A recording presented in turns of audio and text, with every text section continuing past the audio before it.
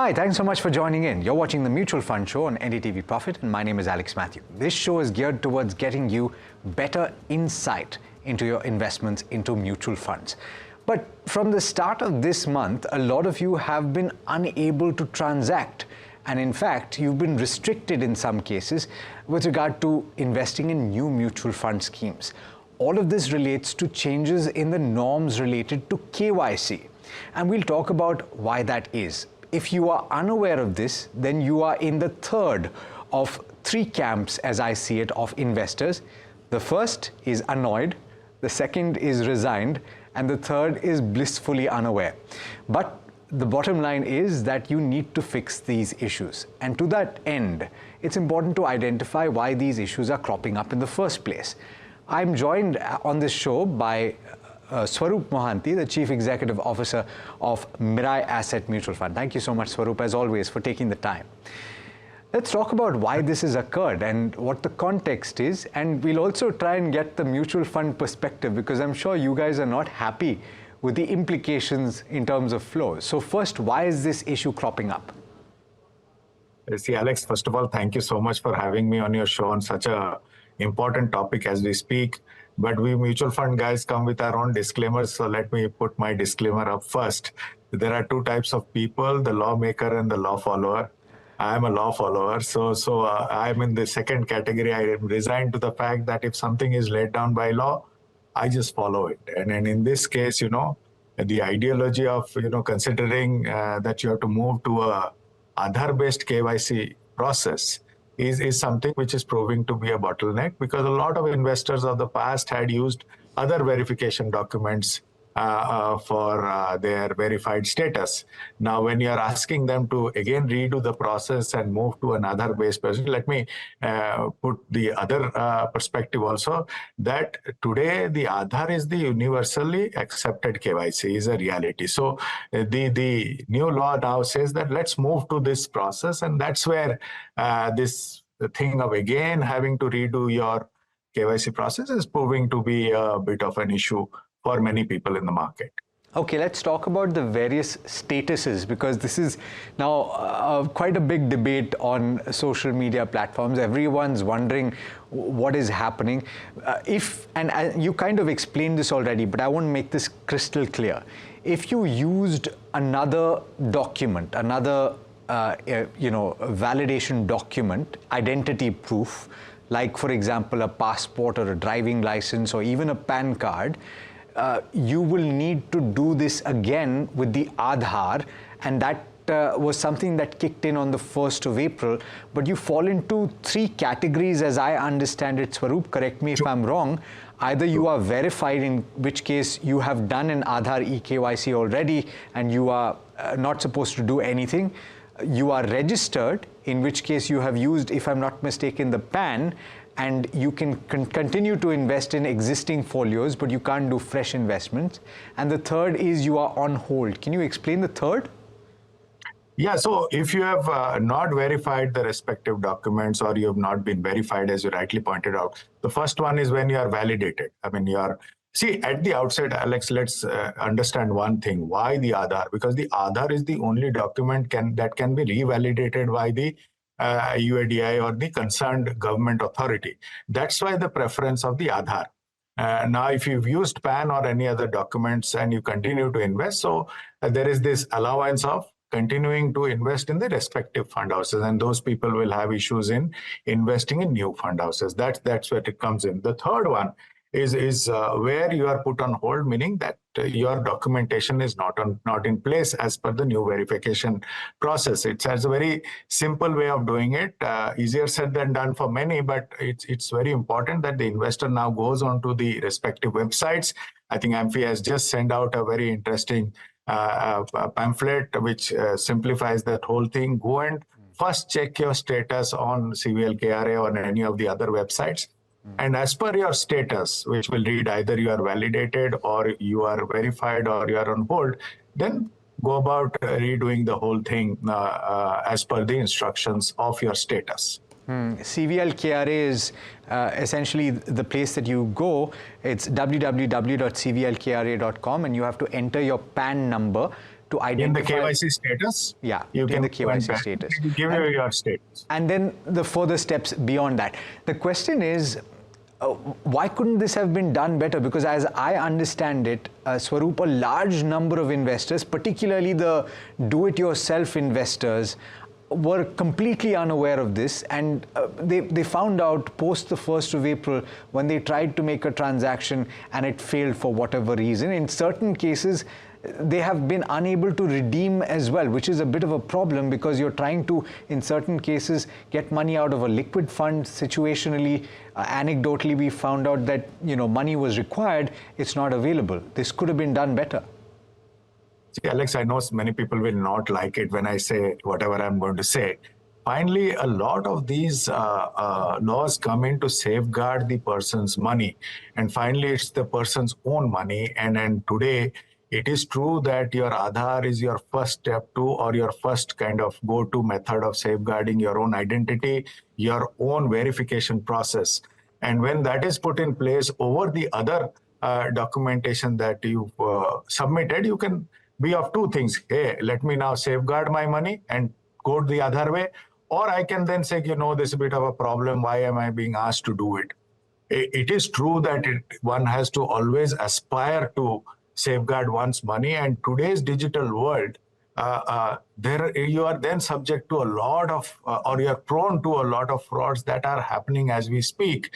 And it's in the selfish interest of the investor that they safeguard or create a moat of safety around the money that they have. And we are seeing instances where such frauds are happening. And hence, probably the regulator thought it is time to take this step or take the plunge of cleaning up this act. Now, every process can be done better. Let's be very honest on this. It is this from a data of 4.3 crore folios is a huge task. There is no denying that. And I'm completely with people who are, say the NRIs or probably senior citizens sitting out of smaller cities who are clueless as to why or how this has happened. But this is an essential step. And if it is to safeguard my own money, when I went and re-registered myself, I saw the process, and it's not exactly easy for me, who's part of the industry, who has had to do it. Sometimes the servers are down, and I've gone through all that. But if I come from the single motive of how do I safeguard my own money in its truest form, then this is a necessary step, is where I come from. Okay. Can the industry do anything to facilitate this? I'm asking from the perspective of making it easier for the groups of individuals that you've pointed out to. NRIs, I don't see how they're going to resolve a situation. Of course, they have valid documents which they have to use to do the re-KYC, even if they don't have an Aadhaar. But old people, I would think, are going to find it difficult. So is there anything that the industry can do? And I also want to find, I'm curious, mutual funds would have seen quite a big impact in the kind of flows that they would normally get through lump sums in fresh folios. Is that going to be witnessed in the funds, in the fund flows in the month of April? See, Alex, I think something which you referred to is very important, and I'm of the camp that fresh inflows, whether it's impacted or not, is not the bigger issue. Mm-hmm. Redemption should not be stopped. Yes. Is where I come from. That's something which we need to talk and address very quickly. Somebody needs money. As an industry, we've always taken pride of how liquid we are. In the entire COVID period, we paid each penny that was required. And this, if it's an hindrance, that is where our first point of action should be. And the AMFI is consistently talking to SEBI on this, and I'm sure we will find a way forward. I mean, when a law is put, maybe some of these practical aspects were not discussed, but I think AMFI is discussing that with the regulator. And I'm sure when we point out some valid reasons, there is no reason why the regulator will not come forward and discuss these finer points with it. But again, I repeat, if we have to be futuristic and in a new world which is digitally connected, it is in the selfish interest of the investor that today or tomorrow they move to an Aadhaar-based KYC process. Just a last question, and this is something that is going to come up in a few days, Swaroop, and where I foresee a bit of an issue. And maybe you can, weigh in on this, is that from the 30th of April, you need to have the PAN as well as the name on the mutual fund statement as the same. Is there a possibility that that this can create an issue? It's not just the name, but also the date of birth. So if there's any change or if there's any way in which data is being filled at the mutual fund level, this can create a problem. Do you foresee any issues here? Alex, I pointed back to you. If my name is something and my mutual fund folio is pointing otherwise, or if my name is something and my PAN is pointing something otherwise, or my other is not, it is in my selfish interest to get it corrected. Right? And that's an ownership which the investor has to take. Yeah, but just as a follow-up to that, for example, take my name, and I don't use the full name. I'm known as Alex Matthew, but my full name is Kochupurekal Matthew Alexander, okay? And in a lot of cases, I'm also called KM Alexander. And there are a lot of people down south who have this, they just use the initials. So in certain situations, one would say that, okay, when you're filling the form, you would say, Alexander Kochupurekal, but on your PAN, it's possible that you're saved as Alexander K. There are instances where this can crop up. So you're saying that that needs to be resolved by the investor themselves? Alex, the money comes in and goes back, right? Yeah. Your PAN card, your name, and your bank, most important, your bank account name have to be the same. Otherwise, you are two different individuals in the identity. Is a reality. Sooner or later, that you have to take cognizance of and correct that at a fundamental level. If they are different, then the money back to you can be questioned by your bank itself. Are you Alex M or are you Alex K is something which has to be correct as per your own name. That honestly is something which every investor has to take upon itself. Yes, there are data entry errors which we have to take ownership of. There is no doubt or debate on that. But I think technology is sorting it out today. If you see the KRA, just the basic change of address, and I did a fair amount of them online recently. I didn't have to fill in anything. The backend took care of it on its own.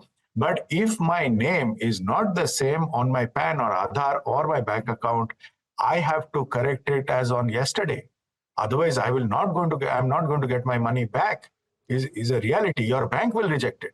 Absolutely. That's a fair point. And we started out with three camps, Swaroop, annoyed, resigned, and blissfully unaware. Hopefully, after this program, there are fewer that fall in the third camp, and most people gravitate towards the second camp, as you pointed out. Thank you so much for taking the time. Thank you for having me, Alex. We have to clean up our data. It's a huge task. But it is in the interest of the investor. And after going through all the debates, this is my conclusion. I'm just being honest on this one. Yeah, no, that's fair. That's a fair point. Thank you so much once again for taking the time. We're talking about what might just be a painful process for you, the re-KYC if you're investing in mutual funds. And we've talked about what the issue is. Joining me now to talk about this and a couple more topics, I've got Prableen Bajpai, who's the founder of FinFix. Prableen, you deal with a lot of investors. What would you say that it's fair that a bulk of them are facing issues like this? Good afternoon, Alex. Yeah, investors are facing issues, and we at the back end are helping them. And so a lot of that is passed on to, I think, the intermediaries like us who are helping and who deal with the investors.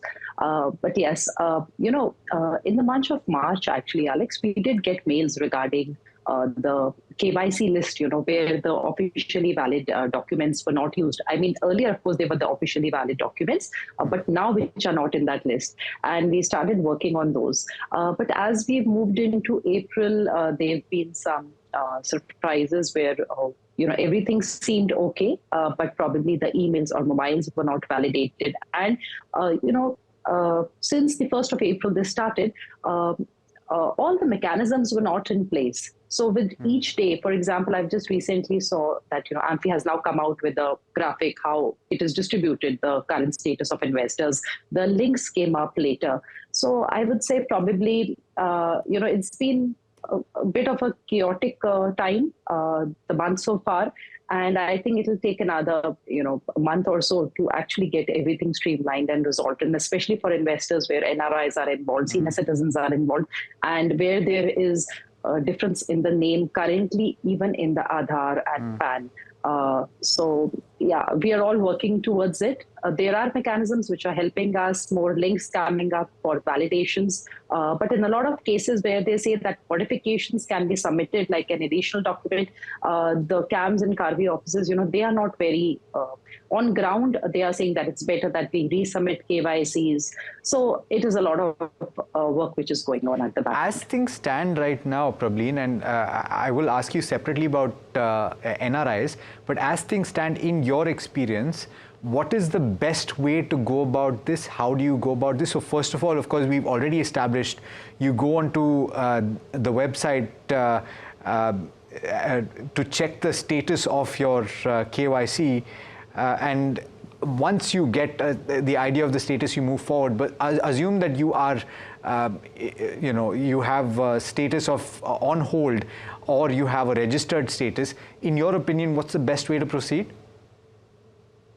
Alex, for example, if obviously the document, so, three groups here basically. That number one, that if you had submitted your bank statement or your utility bill long time back, and your email and your mobile was probably different, or you had given your BSNL number back then, let's say in 2010 or 2008, even with a valid document, it'll go under hold because, you've not been able to validate that. So I think, of course, you check your status. That is important. If a number is coming that, 09 or some other number is written under the address proof, which is given, that means that you kind of have to do the whole KYC again.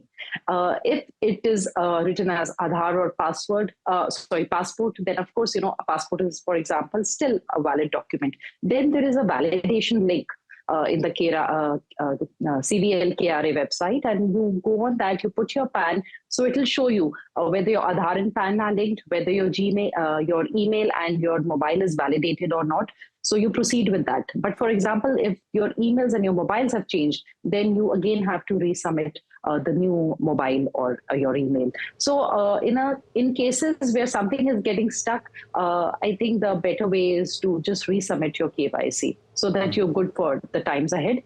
And it's strange, Alex, that, I'll point out because, I was listening to Swaroop.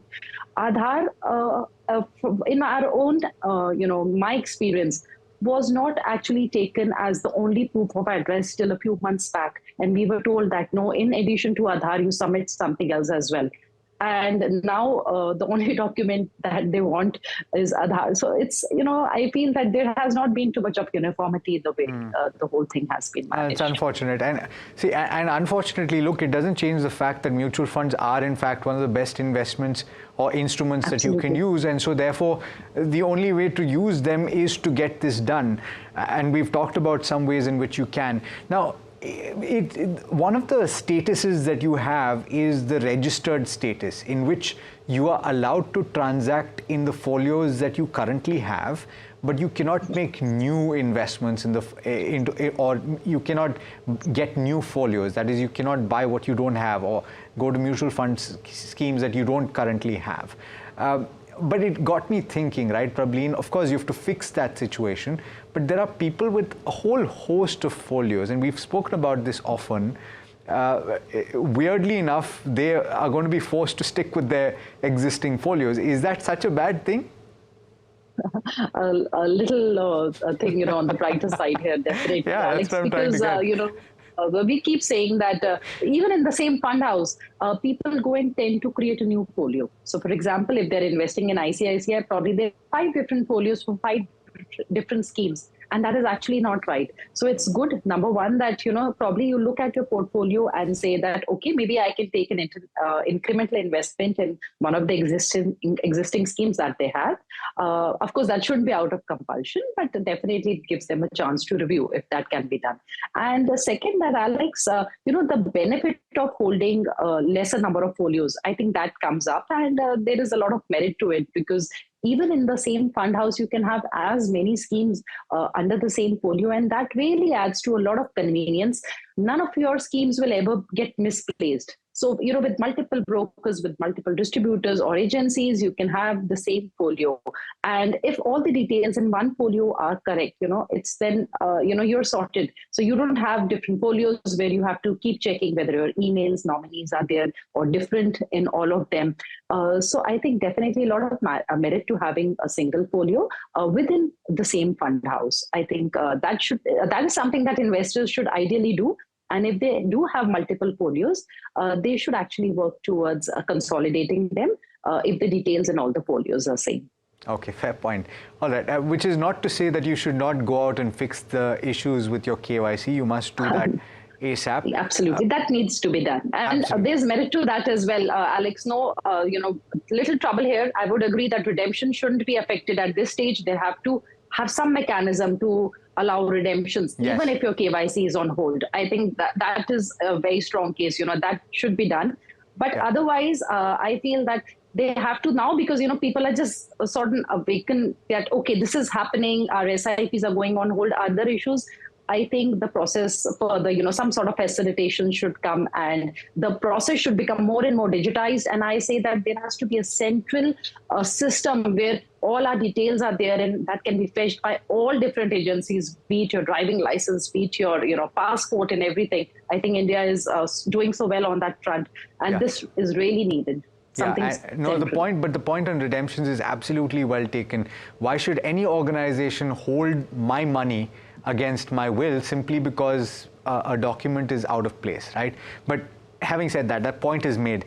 There are a few questions that have come our way, Prableen, and I would like to take a few of those queries with you. The first one that has come in is from Hassan. He's 65 years old and he's looking for guidance. He says that he's invested 10 lakh rupees in SBI Balanced Hybrid Fund with an SWP, a systematic withdrawal plan of 6,000 rupees per month. His account statement shows a cost of investment of 8,78,224 and the current value is 10,68,000. So he's made some money on this. Is this okay, or does he need to change his SWP amount? I would think that this has to do with how much money he needs, right, Prableen? Yeah, Alex, I think he said SBI Balanced Fund, so I'm considering as the SBI Balanced Advantage Fund, because there is also an SBI Hybrid Equity Fund. So it's a 2-year-old fund, Alex. And of course, when we do an SWP, it is ideally based on the amount that the investor needs. But in any case scenario, the percentage of withdrawal should be lesser than the growth that we are looking at for the scheme. And let's not look at the last 1 year or 2 year returns. It's important that we look at rolling returns or returns over a longer period of time. So Balanced Advantage as a category has given somewhere between 10 to 12% returns over a 10-15 year period. And the amount that he's withdrawing currently, which would be somewhere between 70,000 a year, is lesser than the growth. So his withdrawal is around 7%. So he can continue with this pace of withdrawal. But Alex, if he's trying to do an inflation adjusted withdrawal, then his corpus would get depleted in the next 15 to 18 years. Fair point.